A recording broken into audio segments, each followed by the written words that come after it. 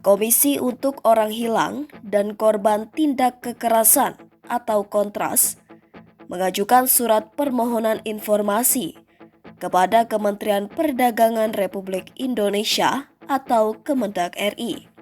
Surat permohonan informasi disampaikan Kontras yang merupakan bagian dari koalisi masyarakat sipil untuk dukungan kemanusiaan Palestina, sejalan dengan meningkatnya angka impor dari Israel ke Indonesia.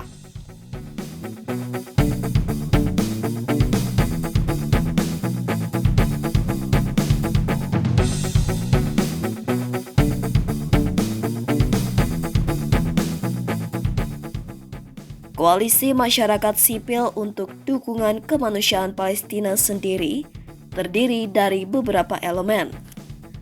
Di antaranya Kontras, Amnesty International Indonesia, YAPIKA, dan Yayasan Lembaga Bantuan Hukum Indonesia atau YLBHI. Selain itu ada Aliansi Jurnalis Independen atau AJI, Imparsial, Perempuan Mahardika, Human Rights Working Group atau HRWG, dan Asia Justice and Right atau AGAR. Dalam keterangannya, Kontras mempertanyakan landasan hukum yang diambil Kementerian Perdagangan tetap mengadakan hubungan dagang dengan Israel, termasuk mempertanyakan tindak lanjut pemerintah Indonesia sudah memberikan seruan untuk menutup hubungan ekonomi pasca KTT Organisasi Kerjasama Islam atau OKI di Riyadh pada 11 November 2024. Merujuk data Badan Pusat Statistik atau BPS, pada periode Januari hingga September 2024, nilai impor tersebut mencapai 42.483.945 US dollar atau sekitar 676 miliar rupiah. Angka itu meningkat tajam dibandingkan periode yang sama pada tahun 2023 yang tercatat sebesar 14.427.432 US dollar atau sekitar 228 miliar rupiah dengan kenaikan mencapai 196%.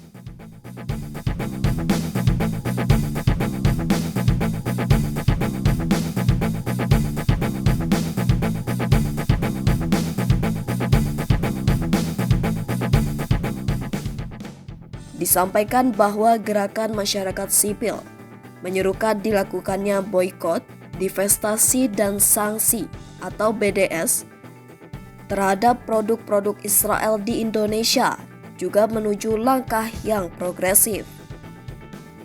Langkah konkretnya dilakukan dengan mengirim surat ke Kemendag RI pada 19 Juli 2024 sebagai dorongan untuk embargo total produk-produk Israel.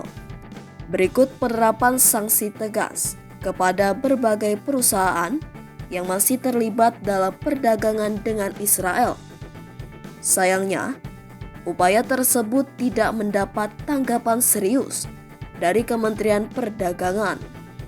Koalisi menyampaikan data pemantauan Al Jazeera terkait serangan Israel ke Palestina, di mana jumlah korban jiwa telah mencapai 44.532 orang sejak 7 Oktober 2023.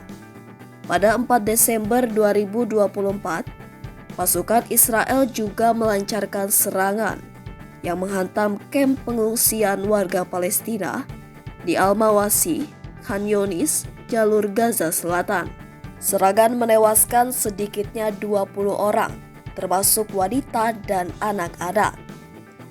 Terkait hal itu pula, Kontras mendorong Kementerian Perdagangan membuka daftar kementerian atau lembaga negara yang melakukan pengadaan barang impor dari Israel.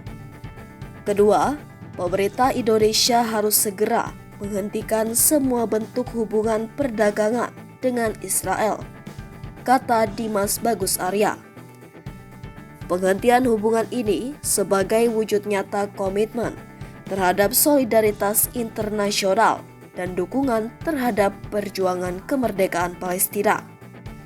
Langkah ini harus mencakup embargo total terhadap produk-produk Israel yang beredar di pasar Indonesia, tutup Kontras. Indonesia banyak impor barang dari Israel, kok bisa?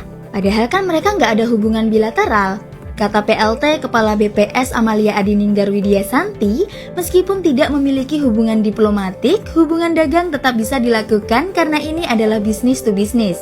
Menurut data BPS pada tahun 2020, nilai impor Israel ke RI tembus sampai 887 miliar rupiah.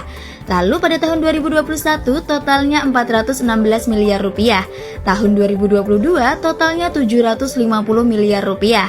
Dan sampai September 2023 angkanya telah mencapai 226 miliar rupiah. Tak hanya impor, Indonesia juga sebenarnya ekspor lumayan banyak barang komoditas ke Israel, seperti minyak kelapa sawit dan lain-lain. Menurut rekan bisnis gimana nih sama hal ini? Tulis di kolom komentar ya.